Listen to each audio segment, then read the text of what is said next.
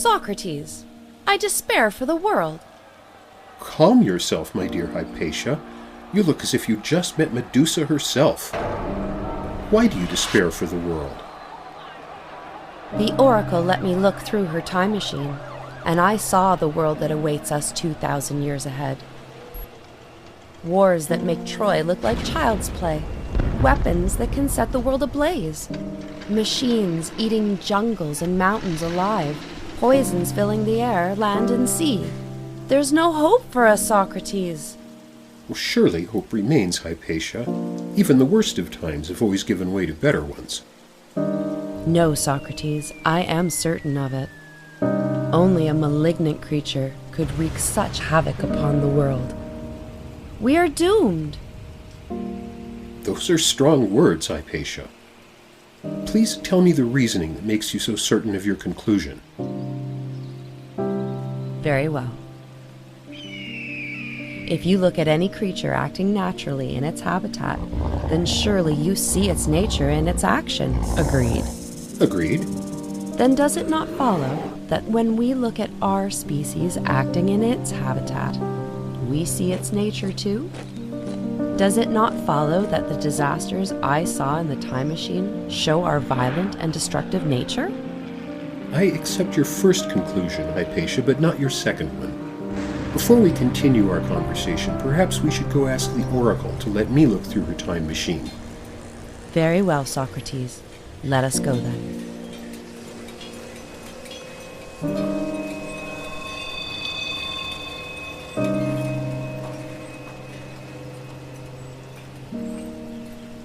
I see what you saw, Hypatia, and it brought tears to my old eyes.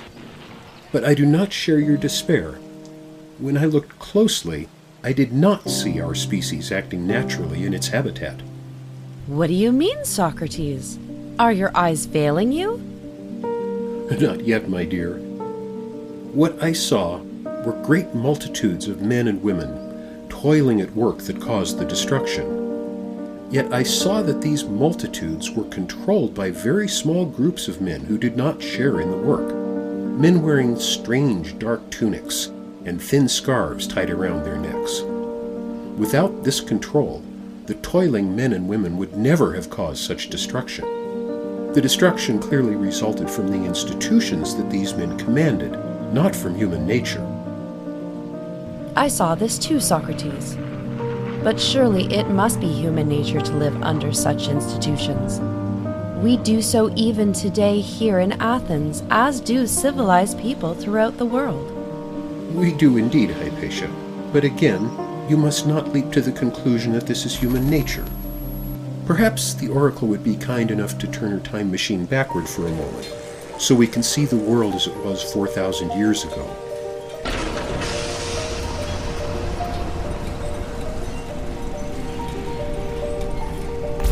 Socrates, what was this?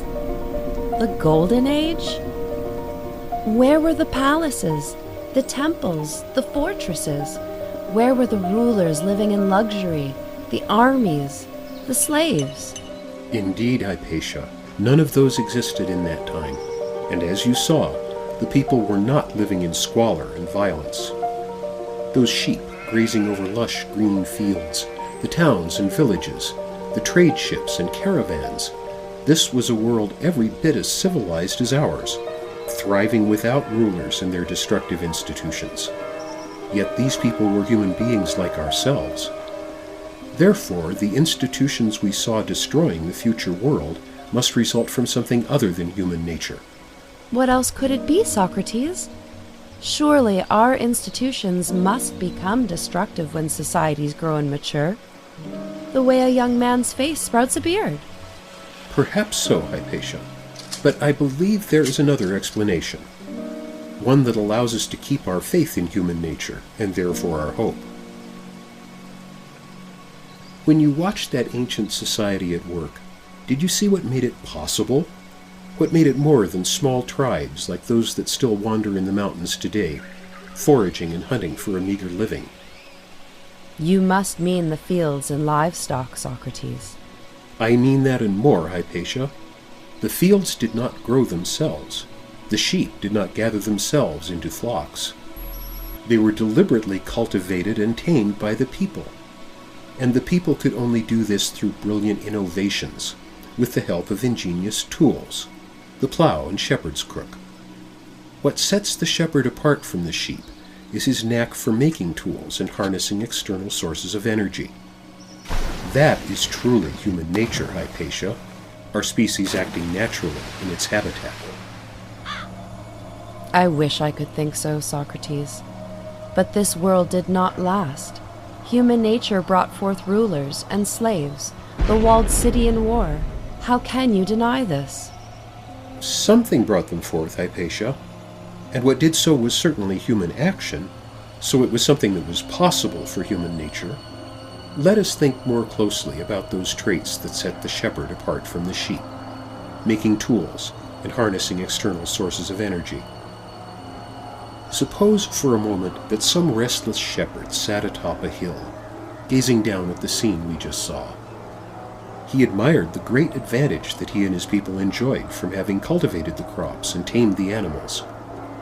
He watched the people in the fields and villages working at their tasks, drawing this bounty from nature. Now suppose that in a fateful vision, he imagined himself taming the entire community, so that he could live at the advantage of their human energy and the bounty they had created, a shepherd of men and women.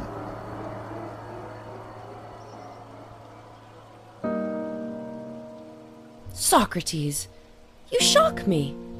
What a monstrous idea. I shock you, Hypatia? Do you not see that this is precisely what our rulers in Athens are today? And those future men with the scarves tied around their necks? Ideas like that can get you killed, my friend. I have reconciled myself to that long ago, Hypatia.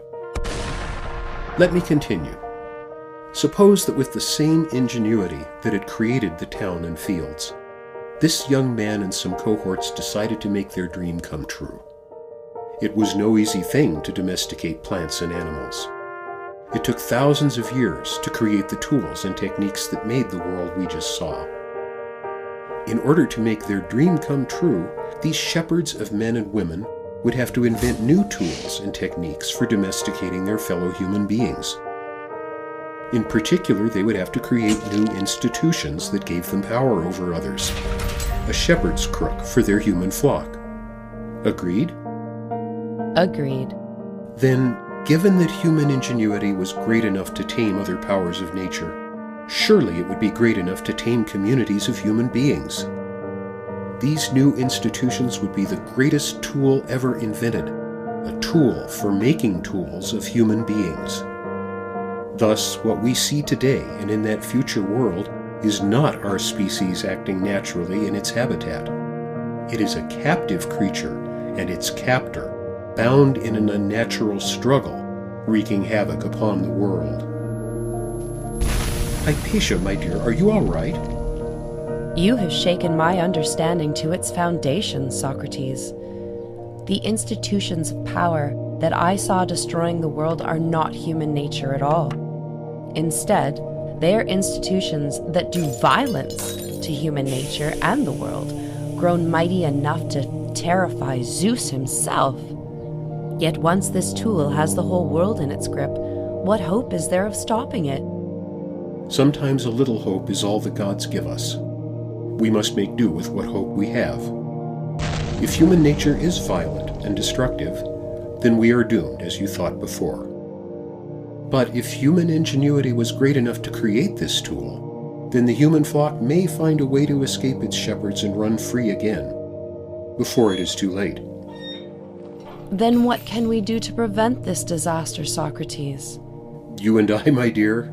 Nothing. After all, we're only characters in a dialogue. But those who ponder our words may work wonders that even the oracle cannot foresee.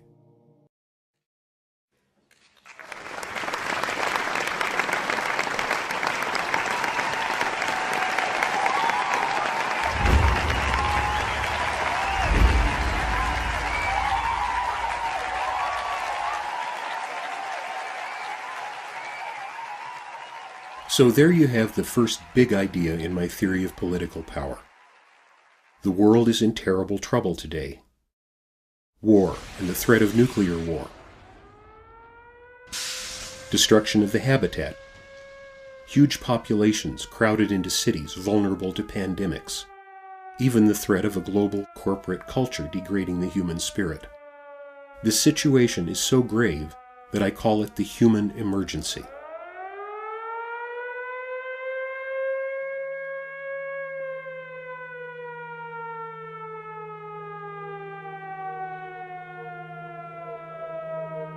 It's tempting to blame the human emergency on human nature, as Hypatia did. To think that only a malignant creature could wreak such havoc upon the world. But I think that is a fatal mistake.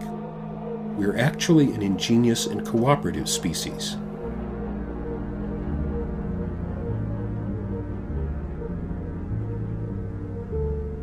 Only a very small part of our species is wreaking the havoc, and the havoc would be impossible without certain institutions. Would tens of thousands of men arm themselves and travel to distant lands to wage war if there were no nations and armies?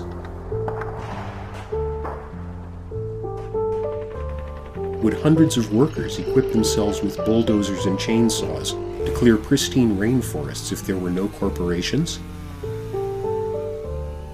Would they build factories and power plants that contaminate the air, land, and sea? Would half the world's population build huge cities and move there if they weren't driven off the land by those in power? I think not. The human emergency is a result of violent and destructive institutions that act contrary to human nature, the institutions we call political power. Of course, this assumes that the oracle's time machine was right. As for the future, that is our world today, that's clear. The institutions controlled by men with thin scarves tied around their necks are destroying the world. But what about the past? Hasn't it always been this way?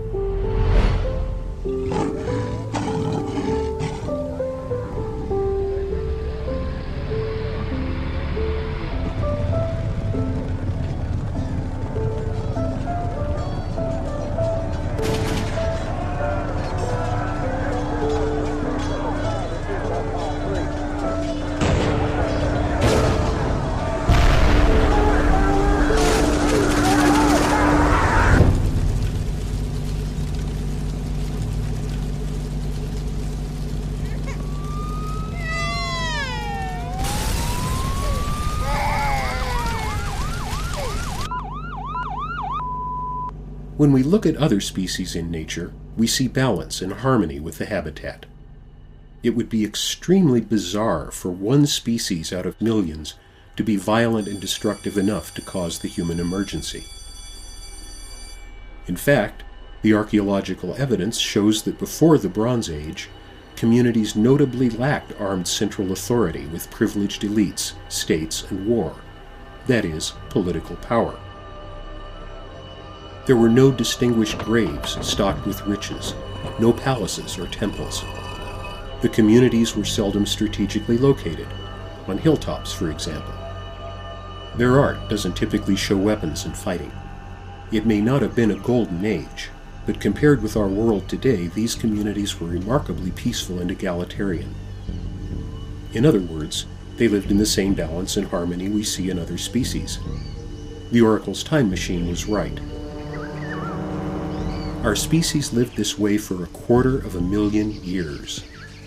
During that time, our ancestors migrated over most of the planet, survived 3 ice ages, and advanced from subsistence foraging to agriculture.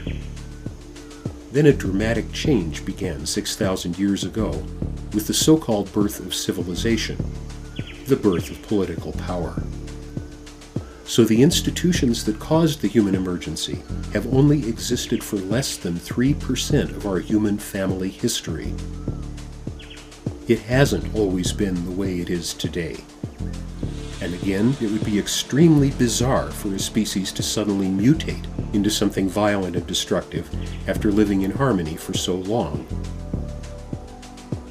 I think this dramatic change was an innovation, not a natural development like a young man's face sprouting a beard.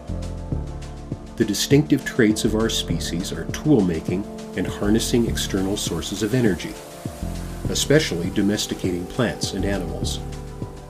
To domesticate an animal means to tame it, to train it to be useful, to harness its energy for one's own purposes. These traits made it possible for small groups of men to domesticate entire communities of human beings.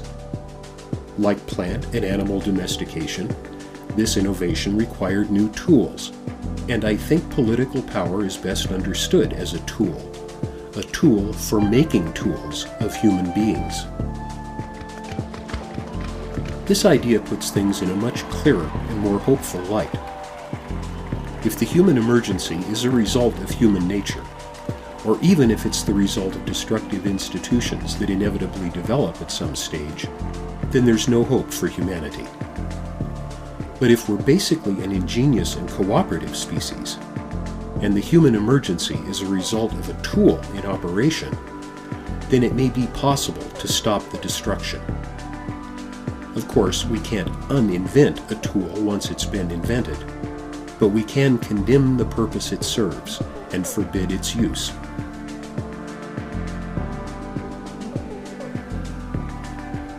Now we come to the second big idea in my theory of political power. Is it only a pretty metaphor to call political power a tool? No, I think it's an accurate description, and I can spell out in detail how this tool must work. A tool doesn't have to be a physical object like an axe.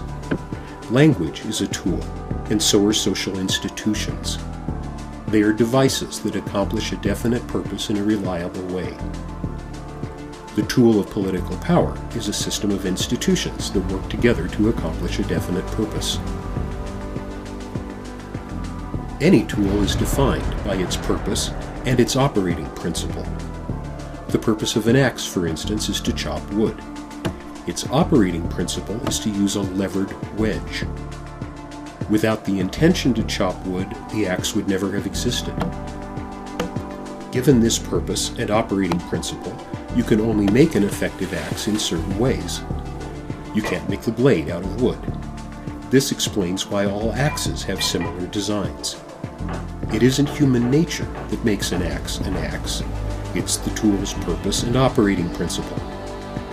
Further, any tool enables the purpose it carries out.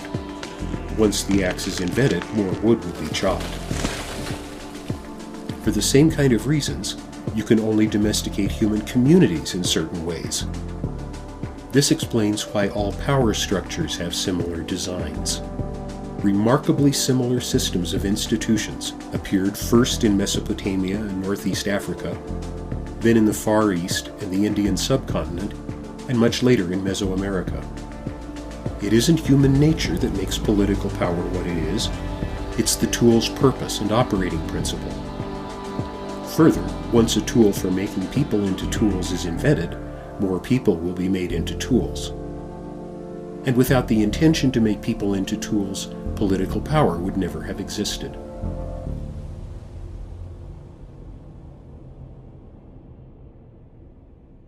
I think this tool is best understood as an engine, a device that converts energy into useful work, the way a windmill uses the energy of wind to turn a mill wheel. The energy to be converted is the human energy of a community. The useful work is human action that serves the authority and privilege of the rulers. And the rulers are simply the people who use the engine. Clearly, this means that the ruler's intentions must control their subjects' action, and that can only be done in certain ways. If I want you to clean my cat box, I can ask you to do it. If you say no thanks, then I can offer you $1 to do it. If you still say no thanks, I can pull a gun on you, or even mention that I have a gun in my pocket and I'm in a very bad mood. Or, leaving the gun aside, I can tell you that if you clean my cat box, the angels will reward you with a miraculous blessing tomorrow. In other words, I can get you to clean the cat box voluntarily, with or without an incentive. Failing that, I can threaten or deceive you into cleaning it. This exhausts the possibilities. Now, it would be nice if you could domesticate a community with nothing but the voluntary cooperation of the subjects. But remember that we're discussing a tool for making tools of human beings. A tool can't say no. So the rulers must also use threats and deceit to make the subjects comply in a reliable way. I call these hard subjugation and soft subjugation. Hard subjugation captures the subject's energy by the threat of violence against the subject's will. Soft subjugation captures it by deceit, distorting the subject's will. Now I can define this engine by stating its purpose and operating principle. The purpose is to domesticate entire communities. The operating principle is to capture the subject's human energy by incentives, together with hard and soft subjugation. I call the engine Domination, with a capital D. And I call the ways that it uses incentives and subjugation the components of the engine, like the blade and handle of an axe. It has 7 of them: landholding by force of arms, the command structure, the destruction industry, forced labor, the class structure, thought control, and human sacrifice, the institutions that make up the tool of political power. To see how these components work, let's do a thought experiment. Imagine that we're those shepherds of men and women that Socrates described, creating their shepherd's crook for the human flock. How would we have to use incentives, violence, and deceit in order to domesticate a community? Of course, domination was really created through a long process of trial and error, like most great innovations. But this thought experiment will make clear how their final engine had to be constructed. First of all, we need a community to domesticate. How can we get one? We can't just ask for volunteers. Unfortunately, the solution is simple. All we have to do is take a community's land by force. This captures the community because they depend on the land for life support. They're also bound to the land by kinship, tradition, and history. Then we can take our subjects' lives hostage by denying them life support if they don't obey us, and we can make them provide our own life support. I call this landholding by force of arms, the fundamental component of the engine. To put someone in need of life support, or to deny life support to someone in need, are clearly acts of violence. All political power rests on this violent foundation, from the first dominion of kings and emperors to the elaborate systems of state land management today. This fundamental component can only work with the help of 3 further ones. First, we can't hold the land and extort our living from our subjects unless we are highly organized. Military action, in particular, requires strict discipline. So we need a mechanism that rigorously transmits orders from superiors to subordinates, a command structure. And a command structure needs a supreme authority at the head of the chain of command. Until recent times, this authority was usually a monarch. We can stabilize our command structure with a system of written law that puts commands and punishments in a reproducible form. Second, we need weapons to hold the land by force and to force our subjects to comply. If mischievous space aliens suddenly seized all our weapons, we'd be powerless. Without weapons, domination vanishes. We also need secure quarters, living implements and clothing, vehicles, confinement for prisoners, and so on, not to mention luxury items. In short, we need a lot of hardware. We must therefore create organizations that produce this hardware. Since weapons are tools that destroy, I call these organizations the destruction industry. Today, the United States corporate economy is essentially one gigantic destruction industry.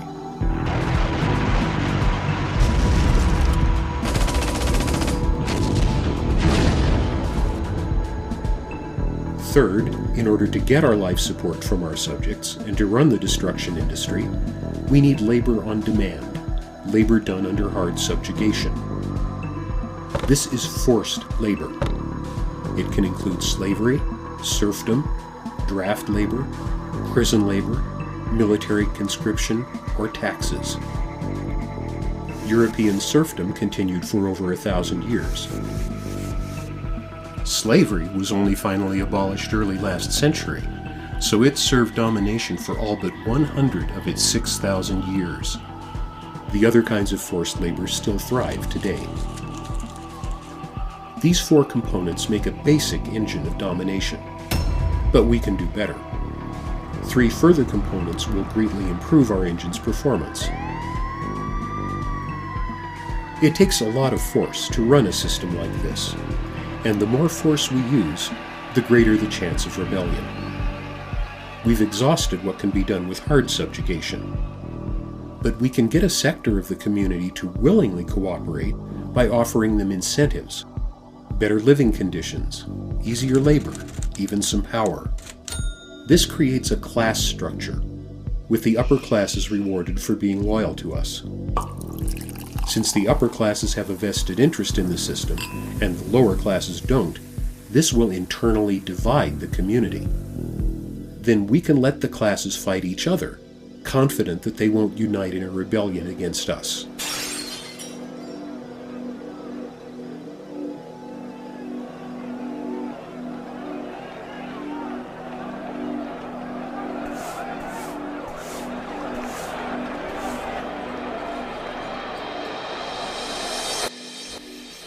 Further divisions in the community can enhance this effect, especially patriarchy, confining women to a lower status than men. But we only have so much wealth to give away in incentives, and naturally we get the lion's share. If we can deceive the community into believing that we are some kind of superior beings, or that we represent the highest moral principles, then we can make them think it's a virtue to obey us, that we deserve our luxury, and that they're lucky to be parts of such a wonderful system. This is thought control, the systematic soft subjugation of a community. The class structure stabilizes our engine by dividing the community. Thought control stabilizes it by standardizing and unifying the community in our favor. Until the last 2 centuries, thought control mostly operated through state religions. In modern times, it has become much more subtle and effective through mass media and compulsory public education.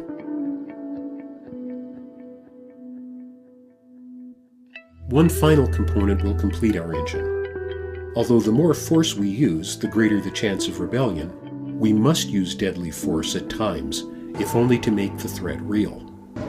And this means killing the innocent. We must find a way of justifying this violence to our subjects, especially the loyal ones. We can do this by insisting that killing can be good when we do the killing, that some people must die for the good of others when we say so. I call this human sacrifice. It can include ritual murders like those in ancient times, capital punishment, the slaughter of war, or even setting acceptable fatality rates from contamination or drug side effects. This puts the human flock in its proper place. The people must never forget that we are killers, and that our human tools are expendable. Operating together, these 7 components let us domesticate an entire community. It's clear that this theoretical engine closely resembles how real systems of power work. So the idea of political power as a tool is more than a metaphor. But that's only the beginning of the story. When you use any tool, there are unintended consequences, like the pile of wood chips when you use an axe to cut kindling, or the ruined river valley when you put in a dam. If we look at the unintended consequences of domination, we'll see how the engine in action has caused today's human emergency. There are 4 kinds of unintended consequences. First, our desires and needs will eventually outgrow the limits of the community we've domesticated. There is no such thing as enough privilege and luxury. Privilege means more, and the community only has so much for us to take. Resources will be depleted. The amount of forced labor at our command will be insufficient. The obvious solution is to domesticate an external community by seizing its land and human energy. This is war and conquest, the first unintended consequence of the engine in action. Next, once war is underway, better weapons can mean a decisive advantage. So our destruction industry must create more destructive weapons, along with better countermeasures against them. I call this the race to destruction, the second unintended consequence of the engine in action. Given the power of human ingenuity, it will ultimately create mythic powers of destruction, mighty enough to terrify Zeus himself. The hydrogen bomb, for example. As I'll describe shortly, the race to destruction has profoundly shaped Western history.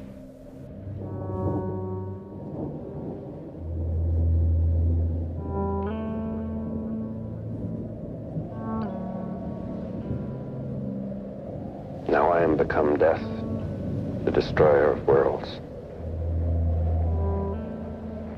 Further, communities threatened by war must arm themselves and reorganize along military lines, which will make them resemble the regime that threatens them. That is, war will create new engines of domination, so power must intensify. More subjugated regions and populations, more effective means of subjugation. This is the third unintended consequence of the engine in action. Local regimes will expand into regional empires. Regional empires will expand into global ones. Finally, as the engine grows more powerful and the dominated regions grow larger, the habitat will pay a greater price. Natural communities live in balance with their habitats or perish. Under domination, a regime can compensate for damage in one region by conquering another.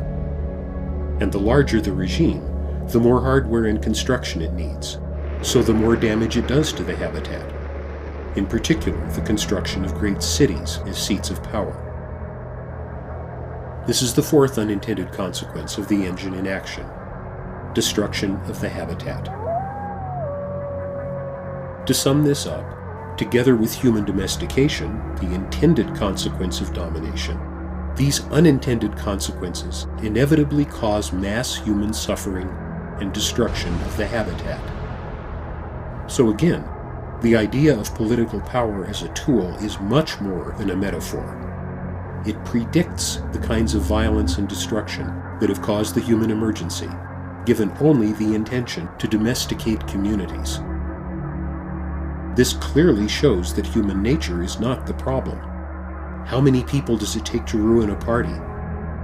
A few small factions of men running their engines of domination can ruin an entire planet. Like that one right over there.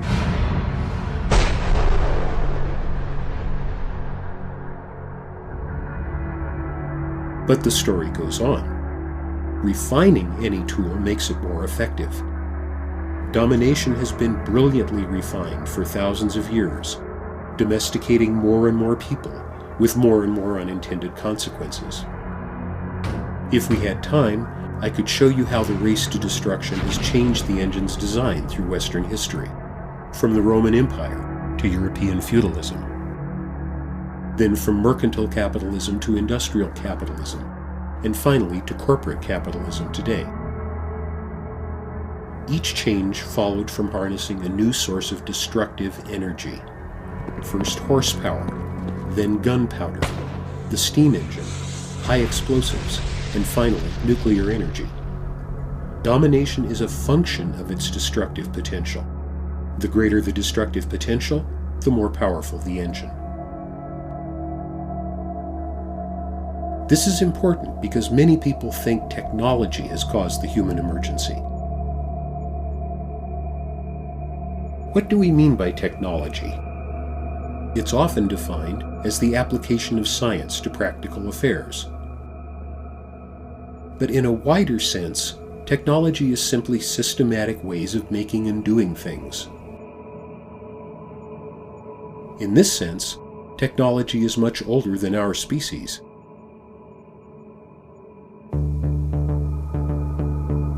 Homo habilis used stone tools, for instance, and Homo erectus used fire.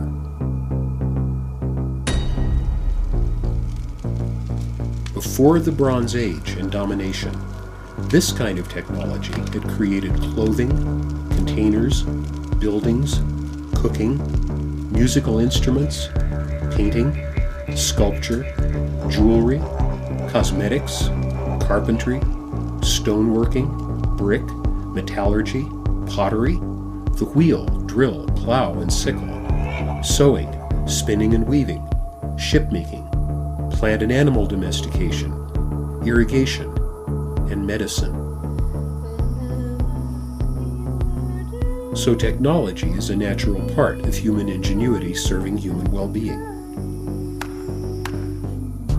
But starting in the 17th century, the scientific revolution opened new horizons for technology and for the engine of domination.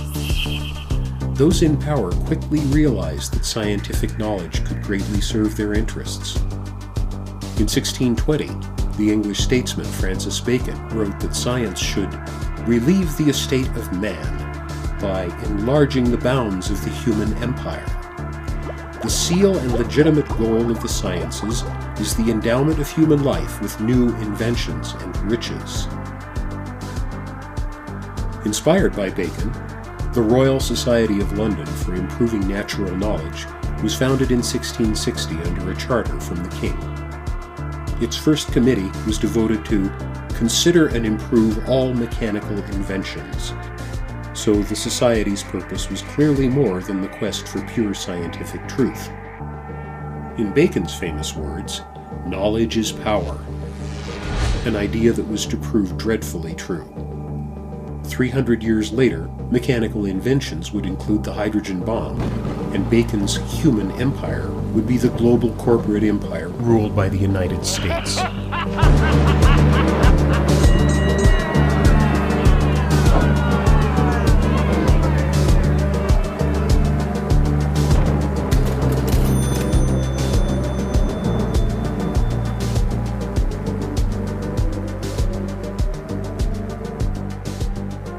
If technology means systematic ways of making and doing things, then the crucial question is, which people are making and doing what things, and for what purposes?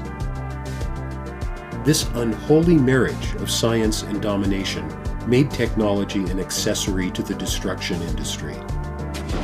Human ingenuity serving political power. Through the Industrial Revolution in the 20th century, the race to destruction accelerated dramatically. The 2 world wars killed over 80 million people, twice as many as lived under the Roman Empire at its largest, more than all the previous wars in history combined. A nuclear war could kill this many people in minutes. The race to destruction has almost reached the finish line.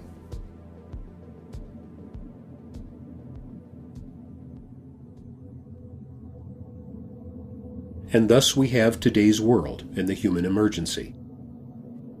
Exactly as Socrates said, it is not the expression of a violent and destructive human nature.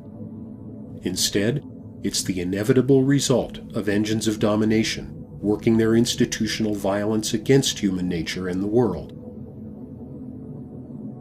I hope I've made it clear that our only hope for the future is to shut the engines down.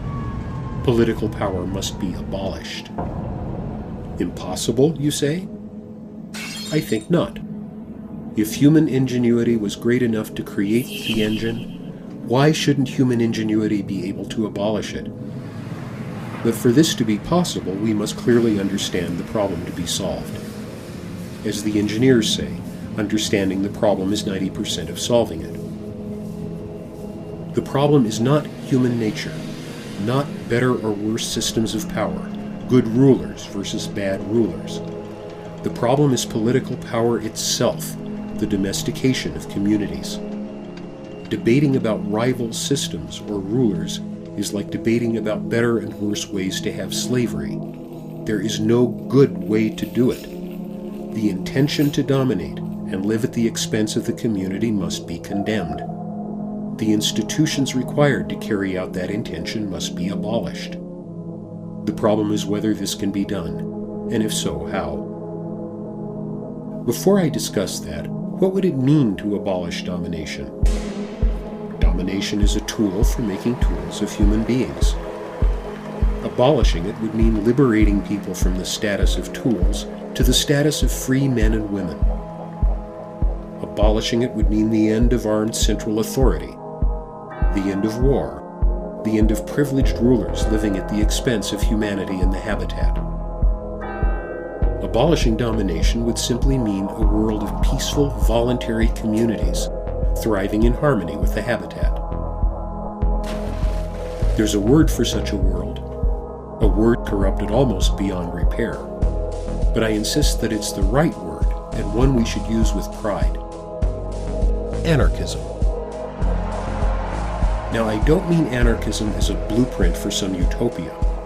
I mean it as an ideal, a standard of human relations that can guide us in trying to make a better world. The standard is simply that voluntary human relations are the opposite of power relations, and that communities are best organized by voluntary relations. Relations among equals, not between rulers and subjects. The Greek word anarchos means without rulers. Instead of a few people living at the expense of the rest, all living for the good of all. To the extent that a community replaces power relations with voluntary ones, it moves closer to the ideal. If human nature is violent and destructive, then anarchism is a fantasy at best, violence and chaos at worst. But if human nature is ingenious and cooperative, then anarchism is the only way humanity can thrive, and the way we did thrive for 250,000 years.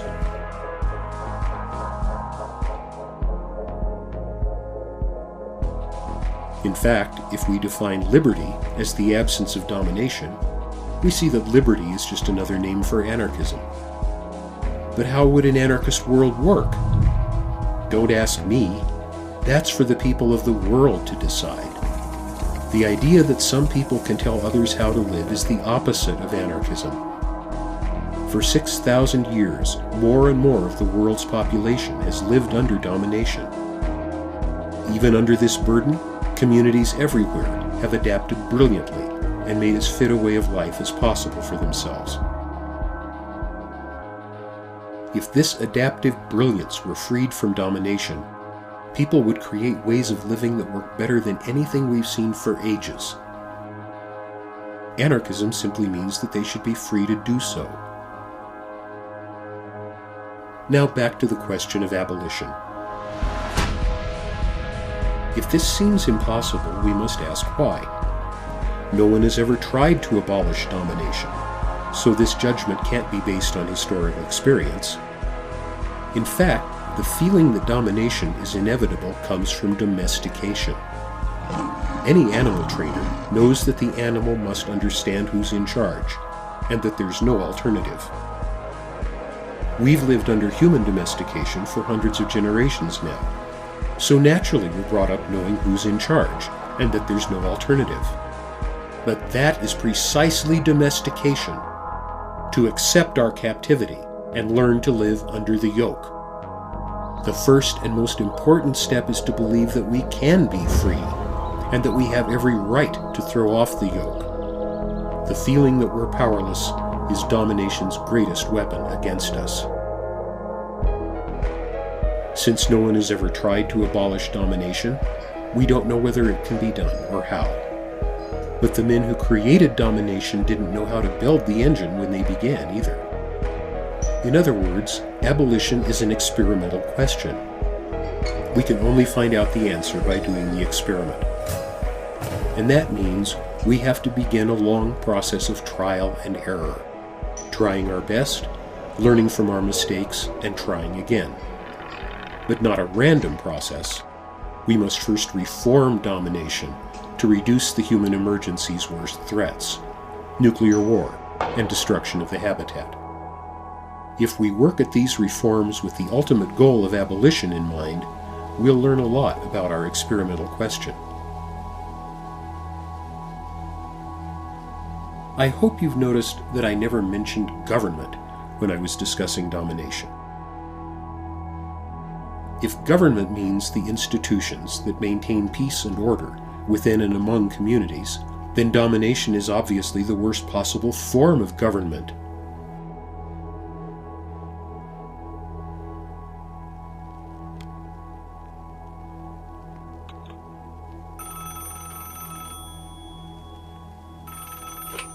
Hello? The state. I am the state.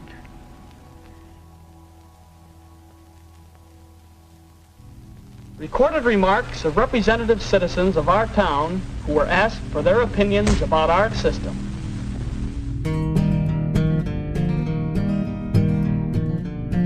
I hoarded all the fruits and all the vegetables and grains. I kept them for myself but made a price that you could pay. And from this early pattern a structure to become, and that's about the only thing that governments have done. I hired you to work for me so you could buy my food. Created an economy that barely gave a clue. Then you did all the labor but I got all the funds, and that's about the only thing that governments have done.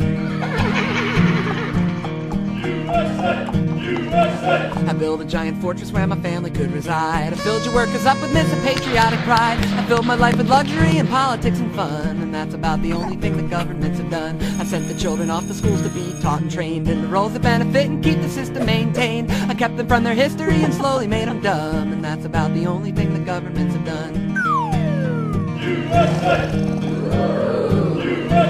I launched a million wars in the name of private greed. Killed off all the natives from the mountains to the sea. I murdered them with slavery and smallpox and guns, and that's about the only thing that governments have done. I built with brick a place for those who wouldn't play my game, who refused to fight my wars for me or papers to my name. I built a giant prison wall so people couldn't run, and that's about the only thing that governments have done. Gave some of you back some freedom with my silly Bill of Rights. Used all the proper language so you wouldn't rise to fight. I fooled y'all with imagery, now look what I've become, and that's about the only thing that governments have done. Yes, I fought long and hard to secure my place on top, with bombs and tanks and crack cocaine and violence from the cops. I kept you apathetic, and this is how I've won, and that's about the only thing that governments have done. Yeah, that's about the only thing that governments have done.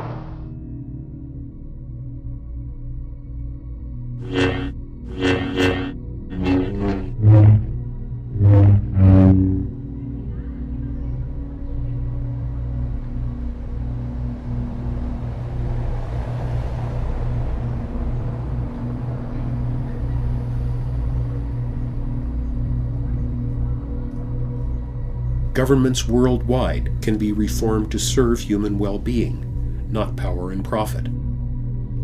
As we work for nuclear disarmament and protecting the habitat, we can put throttles on corporate power. This will greatly reduce military conflict, since most of that conflict results from the drive for profit.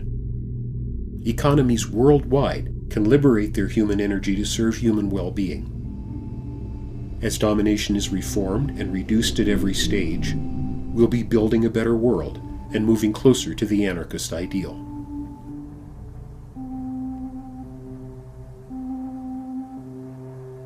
Much farther down the road, we must reform the fundamental component of domination, landholding by force of arms.